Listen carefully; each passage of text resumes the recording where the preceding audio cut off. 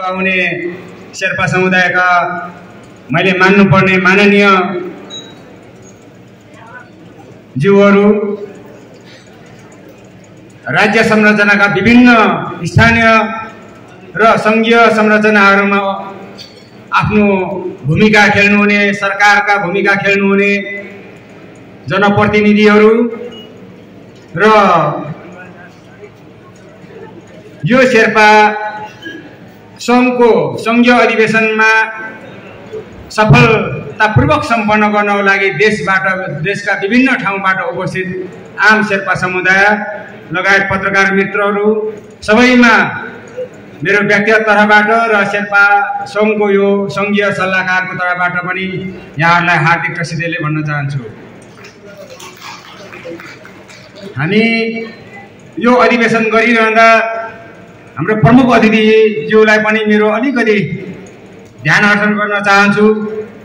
हामी संघीय सरकार र प्रदेश सरकारहरू बनाइरहँदाखेरि राज्यका विभिन्न कोणबाट हामी आदिवासी जनजातिहरूलाई पीडित बनाइएको हुँदा आन्दोलनको तयारी गर्यौं, हाम्रा पहिचानका हक अधिकारहरू खोज्यौं, सरकारमा रहेका सरकारका मुख्य नेतृत्वदायी भूमिका खेल्ने सरकारका प्रतिनिधिहरूबाट हामीले जे अपेक्षा गरेका थियौं त्यो अलिक पुगेनन्। त्यही भएर पनि होला हामी सरकारहरूसँग कहीँ न कहीँ असन्तुष्टिहरू पोखिरहेकै हुन्छौं। हिजो हामीले भन्यौं त्यसबेला संघीय संरचना बनाउँदाखेरि नामाङ्कनको विषयमा हामीले आवाज उठाइरहँदाखेरि हामीले प्रकृतिका संरक्षण गर्ने पनि हामी आदिवासीहरू नै हौं, हामी जनजातिहरू हौं, यहाँका मूलवासीहरू हौं। यहाँको प्रकृतिले हाम्रो नामाङ्करण गरेको होइन, हामीले प्रकृतिको नामाङ्करण गरेका छौं। त्यसो भएपछि मुख्य प्रकृतिलाई जोगाउने र नामाङ्करण दिने हाम्रो दायित्व हो। त्यसो भएपछि हामी यहाँका आदिवासीहरूको नामबाट प्रदेशका नामाकरण हुनुपर्छ भन्यौं। हाम्रा प्रमुख अतिथिज्यू त सायद नेवा राज्य भएर उहाँ खुसी नै हुनुहुन्छ होला। हामी हिमाली क्षेत्रमा सबैभन्दा धेरै भूमिका खेल्ने शेर्पा समुदायहरू हाम्रो पहिचानको प्रदेश नहुँदाखेरि हामी चाहिँ असन्तुष्टि नै छौं। त्यो मान्छौं। अझै पनि तपाईँ सरकारमा बस्ने सरकारका नेतृत्वहरूले चाह्यो भने त्यो नाम परिवर्तन गर्नको लागि कुनै आकाश खस्नु पर्दैन। तपाईहरुले चाह्यो भने देशका संरचनाहरू बदल्नको लागि सबै आदिवासी जनजातिहरू नेपालका सबै देशका सबै प्रदेशका आदिवासीहरू तयार हुनेछन्। चित्त बुझाउनुहोस्।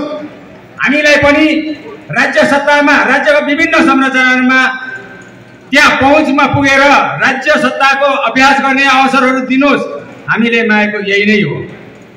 त त्यही भित्र पनि सायद धेरै भयो कि मैले प्रमुख अतिथिज्यूलाई चाहिँ यो विषय मैले राख्दा, तर अब रह्यो बाँकी कुरा हाम्रो शेर्पा संघको अधिवेशनमा तपाईँ आएर शेर्पा समुदायको धेरै गुनासोहरू तपाईँले सुनिदिनु भयो। यो नै हामी मुख्य ठान्छौँ। सुन्नु मात्र होइन, हाम्रो आवाजलाई तपाईँले सरकारले खेल्नुपर्ने भूमिकामा अझ आगामी दिनमा हाम्रा आदिवासी जनजातिका राज्यका संरचनाहरूमा कसरी भूमिका खेल्नुपर्छ तपाईँको निर्देशन, तपाईँको सल्लाह सुझाव जरुरी छ। र यति उहाँ सरकारको प्रतिनिधिलाई भन्दै शेर्पा समुदायको हाम्रो यो 7औं महाधिवेशनमा तपाईहरु प्रतिनिधिहरू हामी जुन हिसाबले हौसलाका साथ आएको छौं, आजसम्म जसरी यो सफलतापूर्वक नेपालमा मात्र होइन विदेशमा पनि नेपाल शेर्पा संघको ठूलो पहिचान छ। एउटा इस्टाब्लिश बनाइसकेको छ कि नेपालमा शेर्पाहरूको साँच्चीकै गौरवपूर्ण इतिहास छ। शेर्पाहरूको आफ्नै भाषा, संस्कृति र आफ्नै क्षमताहरू छन्। यो विषयलाई चाहिँ अझ प्रस्तुत गर्नको लागि फेरि पनि आज यो पहिलो सेसनबाट सम्पन्न भइसकेपछि दोस्रो तेस्रो सेसनमा हामी चाहिँ नयाँ नेतृत्व चयनको चाहिँ लागि जाँदैछौँ।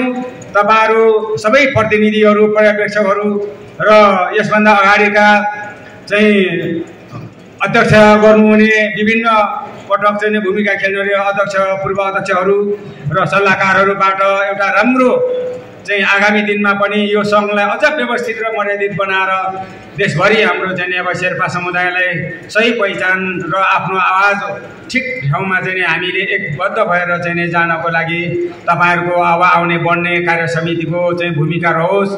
यही शुभकामना दिँदै मेरो आफ्नो भनाइ यही अन्त्य गर्दछु। काशीदेले।